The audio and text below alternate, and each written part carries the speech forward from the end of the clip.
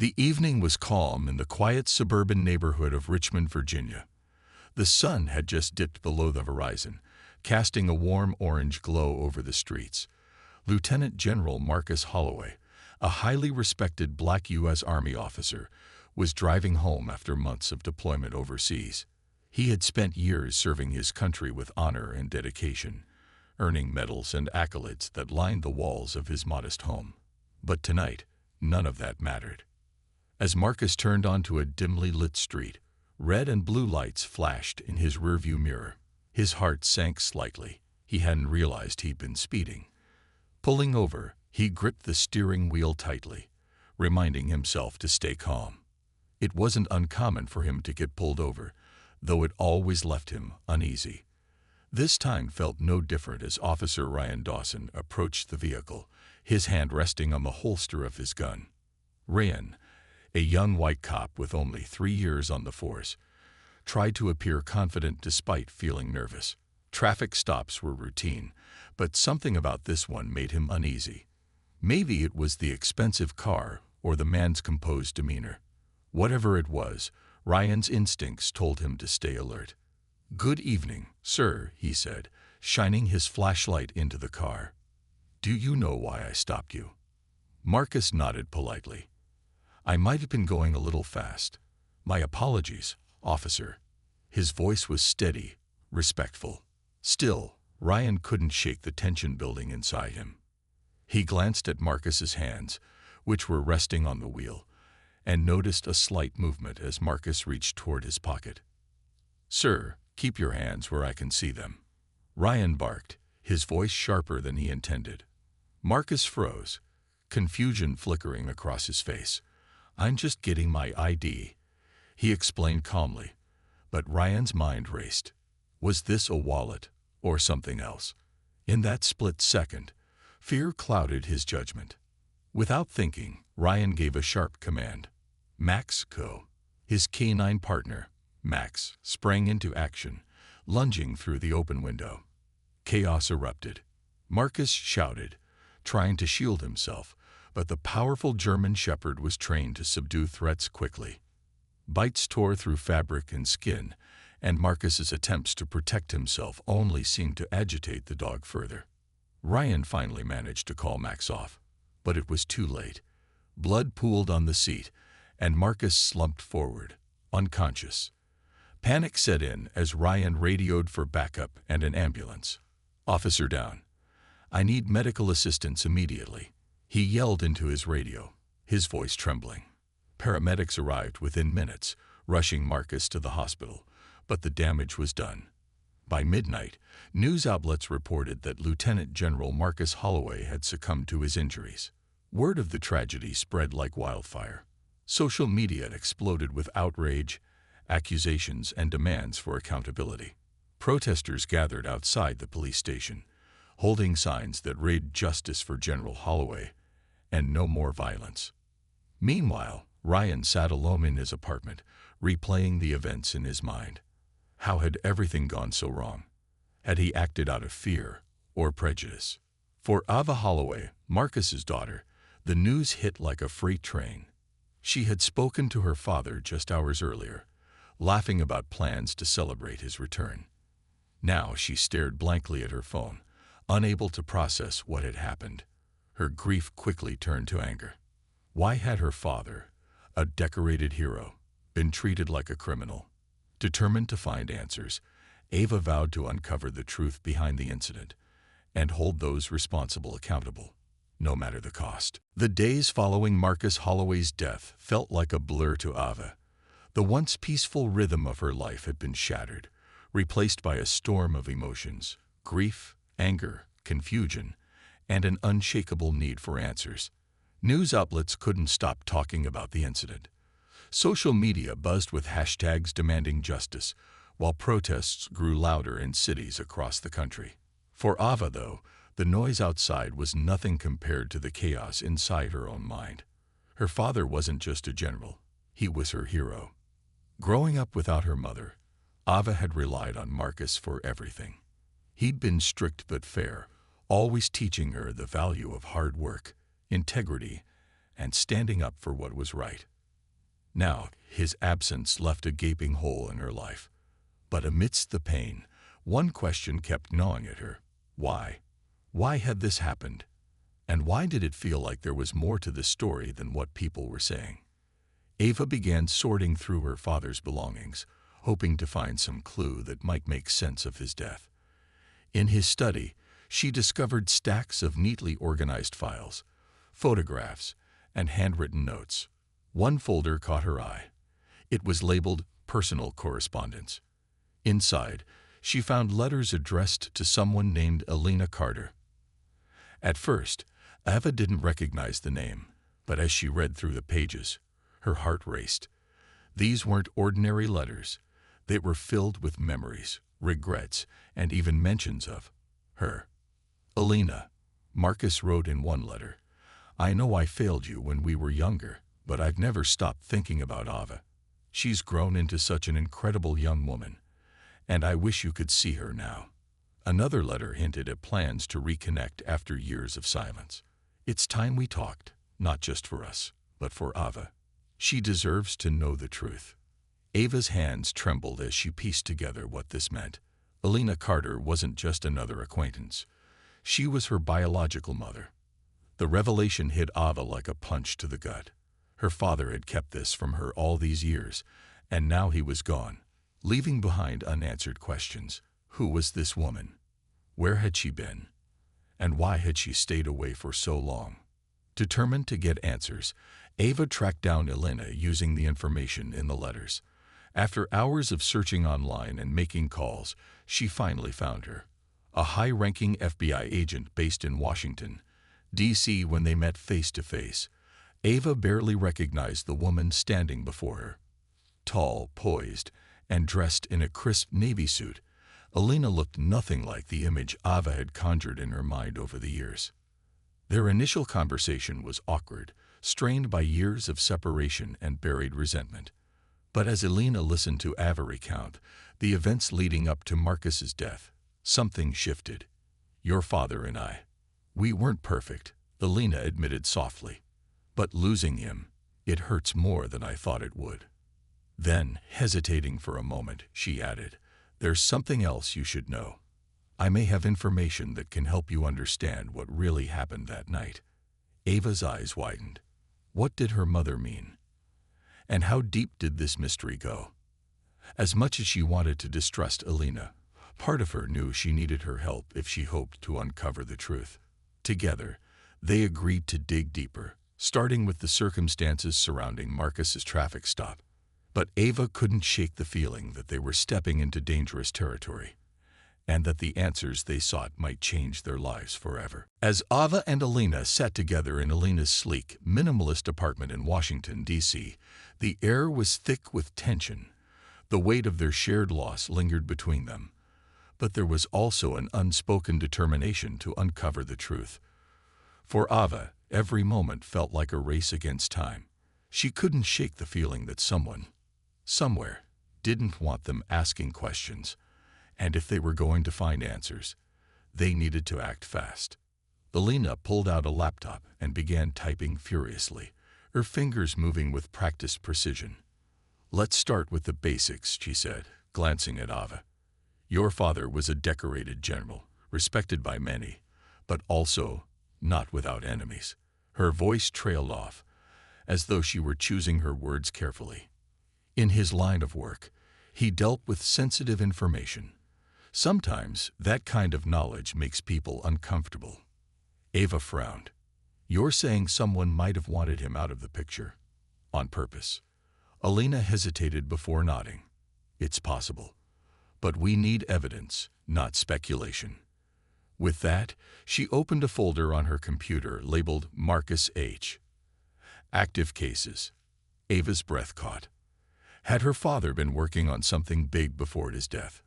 Elena clicked through documents, emails, and photos, piecing together fragments of Marcus's recent activities. One email stood out, a brief message from a colleague warning Marcus to be careful and mentioning shady dealings tied to defense contracts. "What does this mean?" Ava asked, leaning closer to the screen. It means your father may have stumbled onto something dangerous, Elena replied, her tone serious. Defense contracting is a lucrative business, but it's also rife with corruption. If Marcus uncovered wrongdoing, it could have put a target on his back. But the emails weren't the only thing that caught their attention. As they sifted through Marcus's files, they noticed something strange about the night of his death. Surveillance footage from a nearby gas station showed a dark SUV following Marcus's car moments before he was pulled over. The vehicle had no license plates, and its driver remained hidden behind tinted windows. Whoever it was seemed determined to stay anonymous. This can't be a coincidence, Ava muttered, her stomach churning. Someone set him up. Elena agreed. If that's true, then Officer Ryan Dawson might not have been acting alone, or even willingly. Someone could have manipulated him into pulling your father over. The thought sent a chill down both their spines. If Ryan had been used as a pawn, it meant the conspiracy ran deeper than either of them had imagined. Their investigation took another turn when Elena mentioned a name: Victor Langston. He's a powerful defense contractor with ties to several high-profile military projects. She explained, I've crossed paths with him during my time at the FBI. He's ruthless, cunning, and always seems to slip away when things get messy. Ava's mind raced. Could Victor be connected to her father's death? And if so, what exactly had Marcus uncovered that made him a threat? Elena promised to dig deeper into Victor's operations, using her access to classified databases. But she warned Ava that pursuing this path wouldn't be easy or safe. You need to understand something, Elena said firmly, looking Ava straight in the eyes. People like Victor don't play fair. If we push too hard, they'll push back harder. Ava swallowed hard but nodded. She knew the risks, but backing down wasn't an option. Not now. Not when the truth about her father's death, and possibly her own family's secrets, was within reach. As mother and daughter worked side by side, their bond grew stronger, forged in the fire of shared grief and purpose. Together, they vowed to expose the lies and bring justice to Marcus Holloway, no matter how perilous the journey ahead might be. As the days turned into weeks, Ava and Elena found themselves diving deeper into a world far more complex and dangerous than either of them had anticipated. Their makeshift war room was set up in Elena's apartment, with walls covered in printed photos, sticky notes, and maps marked with red circles. It looked like something out of a spy movie, but for Ava, it was all too real. Every new discovery brought them closer to the truth, but also closer to danger. Elena had managed to pull strings within the FBI, accessing restricted files that hinted at shady dealings involving Victor Langston and his company, Langston Defense Technologies. The documents revealed a pattern: lucrative government contracts awarded without proper oversight, suspicious payments funneled through shell companies, and whispers of illegal arms deals tied to foreign entities. But what stood out most was one name repeatedly mentioned alongside Langston's: Lieutenant General Marcus Holloway. Your father wasn't just investigating these contracts, Elena explained one evening as they pored over the evidence. He was planning to expose them. Look here. She pointed to an encrypted email Marcus had sent to a fellow officer just days before his death. In it, he outlined concerns about inflated prices on military equipment and hinted at evidence proving kickbacks were being paid to high-ranking officials. Ava felt a surge of pride mixed with anger. Her father had been trying to do the right thing, even if it meant risking his own safety. But now, his bravery had cost him everything. So Victor must have known Dad was onto him, Ava said, her voice tight with emotion. And instead of facing the consequences, he decided to silence him. Elena nodded grimly. That's my theory. But we still don't know how Officer Ryan fits into this. Was he bribed, threatened, or maybe manipulated without realizing it? To answer that question, they decided to reach out to Ryan Dawson. It wasn't an easy decision. Ava harbored deep resentment toward the man who had unleashed the dog that killed her father. But Elena insisted they needed his cooperation if they hoped to build a solid case against Victor. After some convincing, Ava reluctantly agreed. Meeting Ryan was tense. He sat slumped in a diner booth, looking pale and exhausted, his usual confidence replaced by guilt and fear. When Ava walked in, flanked by Alina, he visibly flinched. I'm so sorry, he stammered, his voice cracking. I never meant for any of this to happen. Ava clenched her fists under the table, but forced herself to stay calm. We're not here to argue, she said coldly. We want answers. Who told you to pull my father over? Ryan hesitated, glancing around nervously. Then, lowering his voice, he admitted he'd received a tip from someone claiming Marcus was carrying classified documents linked to national security threats. They said it was urgent, that I had to stop him immediately. I didn't think. I trusted them. Who gave you the tip? Alina pressed, leaning forward. Ryan shook his head. I don't know. They called anonymously. But when I got there, his voice trailed off, tears welling in his eyes. When I saw your dad reaching for his wallet, I panicked. I thought he was going for a gun. Ava wanted to scream, to lash out at him for his mistake, but she could see the genuine remorse in his face. Whatever role Ryan had played, he was clearly a pawn in a much larger game. Back at Alina's apartment, they pieced together the timeline. Someone had deliberately fed false information to Ryan, knowing it would lead to disaster. The dark SUV following Marcus suggested surveillance, or worse, intimidation. Whoever was behind this had planned every move carefully, ensuring Marcus wouldn't live to reveal what he knew. Despite the mounting risks, Ava refused to back down. For the first time in years, she felt a sense of purpose.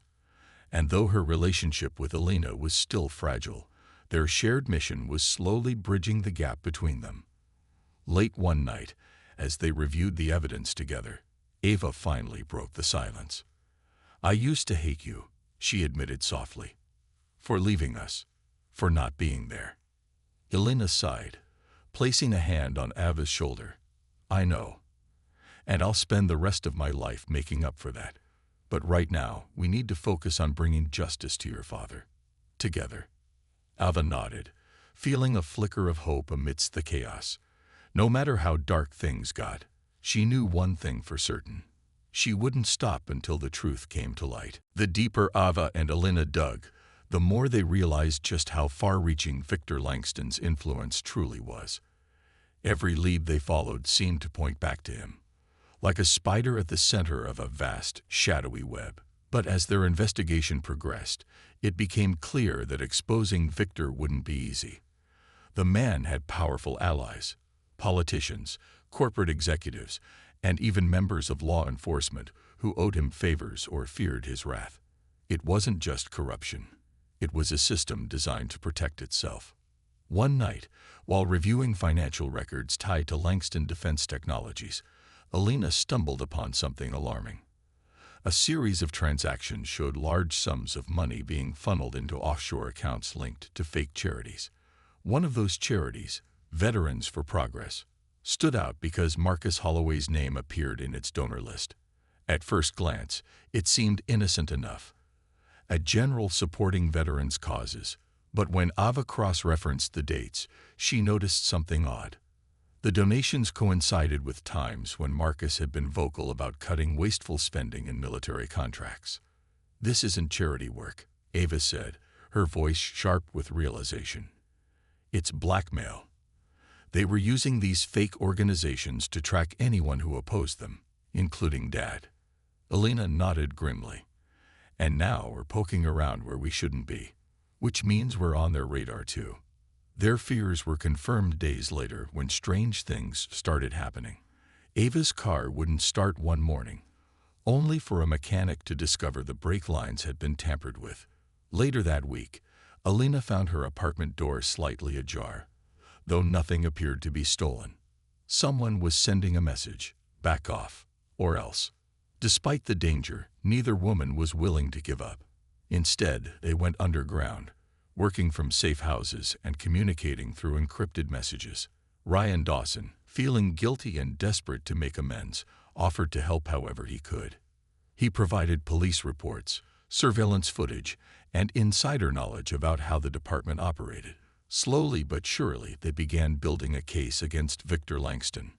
But the closer they got, the clearer it became that Victor wasn't acting alone. During a late-night call with an old contact from her FBI days, Alina learned that several high-ranking officials had received hefty bonuses shortly after Marcus's death. The timing was no coincidence. Someone had orchestrated the entire incident, framing it as a tragic accident while silencing a potential whistleblower. "We can't fight this alone," Alina told Ava during one of their planning sessions. "We need to bring in someone higher up, someone who has the power to take down people like Victor." Ava hesitated. Trusting anyone felt impossible, but she knew Alina was right. Together, they reached out to a trusted senator, known for advocating ethics reform in government contracting. Senator Harris listened intently as Ava laid out the evidence, her voice steady despite the weight of everything she'd endured. By the end of the meeting, the senator promised to push for an independent investigation, but warned them it would come at a cost. "They'll try to discredit you," Senator Harris said bluntly. "They'll attack your credibility, your motives, maybe even your safety. Are you prepared for that?" Ava didn't hesitate. "My father gave his life trying to do the right thing. If I have to risk mine to finish what he started, then so be it." As they left the senator's office, Ava felt a mix of fear and determination. She knew the road ahead would be treacherous, but she also knew she wasn't alone anymore. With Alina by her side, and Ryan reluctantly joining their cause, they formed an unlikely alliance united by a shared goal: justice for Marcus Holloway. That night, as Ava lay awake staring at the ceiling, she thought about her father. He had always taught her to stand up for what was right, no matter how hard it was. Now she understood why. Evil thrived when good people stayed silent, and Ava refused to let silence win. Not for her father, not for herself, and not for anyone else who might fall victim to men like Victor Langston. The confrontation with Victor Langston came sooner than Ava or Alina expected. What had started as a careful, calculated effort to gather evidence quickly turned into a high-stakes game of cat and mouse. One evening, while reviewing newly acquired documents tied to Victor's offshore accounts, Ava noticed something chilling: a memo marked urgent detailing plans to intercept anyone investigating Marcus Holloway's death. The memo didn't name them directly, but the description was unmistakable: 2 women and a disgraced cop working together. "They know we're onto them," Ava whispered, her hands trembling as she showed the document to Alina. For once, even Alina's usual calm demeanor faltered. Her jaw tightened, and she glanced toward the window, half expecting someone to burst in at any moment. "We need to move fast," Alina said firmly. "If we don't confront Victor now, he'll keep running and covering his tracks." With no time to waste, they devised a bold plan. Using Ryan's connections within the police department, they tracked Victor to a private gala hosted by one of his shell companies. It was a risky move, but it was their best chance to catch him off guard. Dressed inconspicuously, Ava and Alina slipped into the event under false pretenses, carrying copies of the evidence they'd gathered. Ryan waited outside, ready to call for backup if things went south. Inside the opulent ballroom, Victor Langston stood center stage, charming wealthy donors and sipping champagne like nothing was wrong. Ava felt a surge of anger as she watched him laugh and joke, oblivious to the lives he'd destroyed. When the crowd thinned slightly, she approached him, her heart pounding in her chest. "Victor Langston?" she asked, forcing her voice to remain steady. He turned, raising an eyebrow. "Do I know you?" "No," Ava replied coldly. "But you knew my father, Lieutenant General Marcus Holloway." Victor's smile faded instantly, replaced by a flicker of unease. "I'm sorry about your loss," he said smoothly, though his eyes darted around the room nervously. "But I don't see how this concerns me." "It concerns you because you killed him," Ava shot back, stepping closer. Behind her, Alina held up a tablet displaying incriminating documents linking Victor to the fake tip that led to Marcus's death. You set him up. You used Officer Dawson to silence him because he was going to expose your corruption. For a moment, Victor looked cornered, but then his expression shifted. A smug grin spread across his face as he leaned in, lowering his voice. Even if that were true, what are you going to do about it? You think anyone will believe you over me?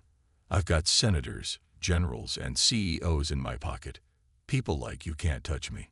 His words hit hard, but Ava refused to back down. Maybe not yet, she said, her voice unwavering. But the truth has a way of coming out. And when it does, everyone involved will pay, including you. Before Victor could respond, Alina stepped forward, holding up her FBI badge. We've already shared everything we have with Senator Harris. An independent investigation is underway. Your empire is crumbling, Victor. The only question is whether you go down quietly or drag others down with you. Victor's confidence wavered, but he recovered quickly. Go ahead and try, he sneered. But remember this, power always finds a way to protect itself. As they walked away from the gala, Ava felt a mix of triumph and frustration. They'd called Victor's bluff, but his warning lingered in her mind. He was right about one thing. The system was rigged in favor of people like him. Taking him down wouldn't be easy, and there would undoubtedly be consequences for crossing such a powerful man. Back at their safe house, Ryan joined them, visibly shaken after hearing about the encounter. Are you sure this is worth it? He asked, his voice tinged with fear. People like Victor, they don't play fair. Ava met his gaze, her resolve unshaken. It doesn't matter how hard it is. My father taught me that doing the right thing isn't always safe, but it's always necessary. If we stop now, Victor wins, and I won't let that happen. Alina nodded in agreement, placing a reassuring hand on Ava's shoulder. Together, they began preparing for the next phase of their fight, knowing full well that the battle was far from over. But for the first time, Ava felt a glimmer of hope. No matter how powerful Victor was, she believed the truth would eventually shine through, and justice would prevail. The courtroom buzzed with tension as Ava, Alina, and Ryan sat side by side, their faces pale but resolute. It was the day of reckoning, the culmination of months of relentless investigation, sleepless nights, and countless risks. Victor Langston sat across the aisle, flanked by a team of high-powered lawyers who whispered furiously into his ear. His expression was calm, almost smug, as if he already knew the outcome. After all, men like him were used to bending the system to their will. Ava glanced at Alina, who gave her a small, reassuring nod. They had come too far to doubt themselves now. The evidence they'd gathered, financial records, surveillance footage, emails, and whistleblower testimonies, was stacked neatly on the prosecution's table. But evidence alone wasn't enough. They needed to convince the jury that justice mattered more than power or influence. As the trial began, the prosecution laid out its case piece by piece. Senator Harris took the stand first, explaining how Marcus Holloway had uncovered corruption within defense contracting and why his death couldn't be dismissed as an accident. Her words painted a vivid picture of a man who had sacrificed everything for his country and been silenced for it. Next, Ryan Dawson testified, his voice shaking as he recounted the events of that fateful night. He admitted to receiving the anonymous tip and described how fear and poor judgment had led him to make a fatal mistake. I failed General Holloway, he said, tears welling in his eyes. But I'm here today because I want to make things right. Victor's lawyers tried to discredit Ryan, painting him as unreliable and overly emotional. But the judge allowed his testimony to stand, citing its relevance to the broader conspiracy. When Alina took the stand, her years of experience as an FBI agent shone through. She methodically connected the dots between Victor's illegal activities and Marcus's death, leaving little room for doubt. Finally, it was Ava's turn. As she walked to the witness box, the weight of the moment pressed down on her. This wasn't just about her father anymore. It was about every person who had ever been wronged by systems designed to protect the powerful. Taking a deep breath, She looked directly at the jury. "My father dedicated his life to serving this country," she began, her voice steady despite the storm of emotions inside her. "He believed in fairness, integrity, and accountability. But when he tried to expose the truth, he was killed, not because of anything he did wrong, but because of what he knew. Today, we're not just fighting for him. We're fighting for everyone who deserves justice." Her words resonated deeply, earning murmurs of agreement from the gallery. Even Victor seemed uneasy, his usual confidence wavering under the weight of public scrutiny. Still, his lawyers fought back fiercely, arguing that the evidence was circumstantial and accusing Ava and Elena of fabricating stories to tarnish Victor's reputation. By the time closing arguments arrived, the courtroom felt electric. The prosecution urged the jury to see beyond Victor's wealth and connections, reminding them that no one was above the law. Meanwhile, the defense warned of the dangers of convicting a man based on speculation, imploring the jury to err on the side of caution. When the verdict was finally announced, guilty on multiple counts of conspiracy and manslaughter, the room erupted in cheers. Ava hugged Elena tightly, tears streaming down both their faces. For the first time in what felt like forever, they could breathe a little easier. But as Ava looked around the courtroom, she realized that the victory was bittersweet. While Victor would face consequences, many others complicit in his schemes would walk free, shielded by privilege and politics. Justice, she understood, was imperfect, but it was still worth fighting for. In the days that followed, Ava made a decision. She wouldn't let this be the end. Inspired by her father's legacy, she vowed to continue advocating for reform, using her voice to shine a light on systemic issues. And though scars remained, she found solace in knowing that she had honored her father's memory in the best way she knew how, by standing up for what was right, no matter the cost. The weeks following the trial were a whirlwind of emotions for Ava. The guilty verdict against Victor Langston had been a monumental victory, but it didn't erase the pain of losing her father, or the realization that justice was often incomplete. While Victor faced prison time and the dismantling of his corrupt empire, many of his accomplices slipped through the cracks, protected by their wealth and influence. For Ava, this harsh truth only strengthened her resolve to keep fighting.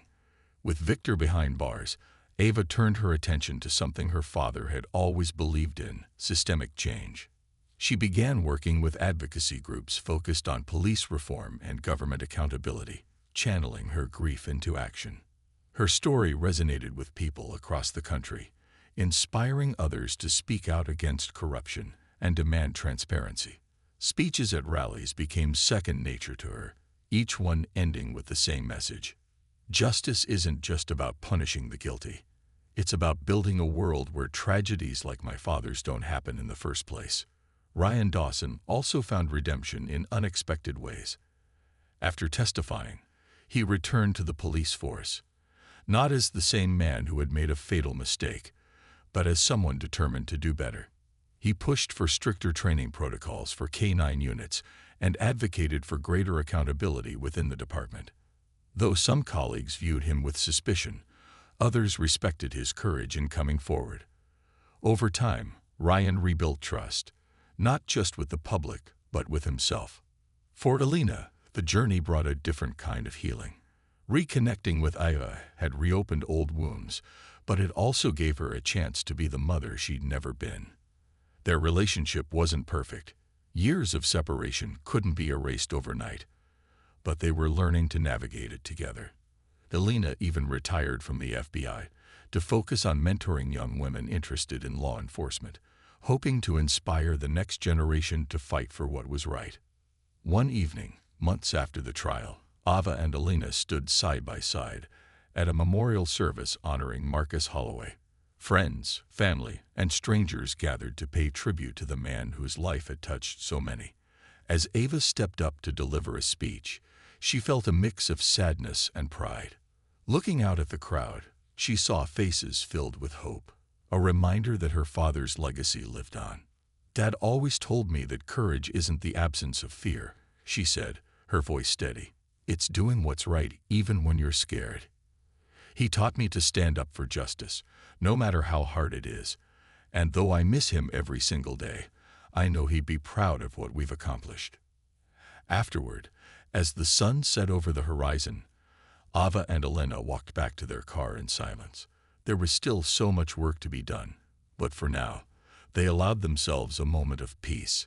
Hand in hand, they climbed into the car and drove off, ready to face whatever lay ahead, together. In the end, Ava realized that while justice might never be perfect, it was worth striving for. Every step forward mattered, no matter how small. And though the scars of loss would always remain, they had become part of her story, a testament to resilience, love, and the unyielding pursuit of truth.